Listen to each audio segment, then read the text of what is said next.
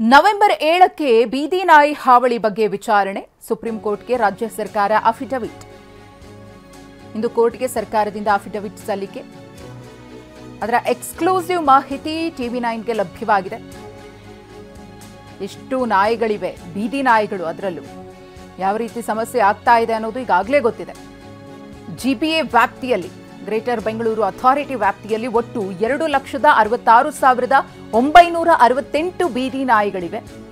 400 ನಾಯಿ ಆಹಾರ ಸ್ಪಾಟ್ಗಳನ್ನು ಗುರುತು ಮಾಡಲಾಗಿದೆ.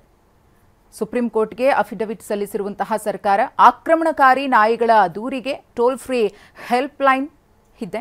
ಬೀದಿ ನಾಯಿಗಳಿಗೆ ಕಡಿವಾಣ ಹಾಕುವ ಬಗ್ಗೆ ಕೋರ್ಟ್ ಕೇಳಿತ್ತು. ಸುಪ್ರೀಂ ಕೋರ್ಟ್ ಅಫಿಡವಿಟ್ ಕೇಳಿದ್ದ ಹಿನ್ನೆಲೆಯಲ್ಲಿ ಇವತ್ತು ಸಲ್ಲಿಕೆ.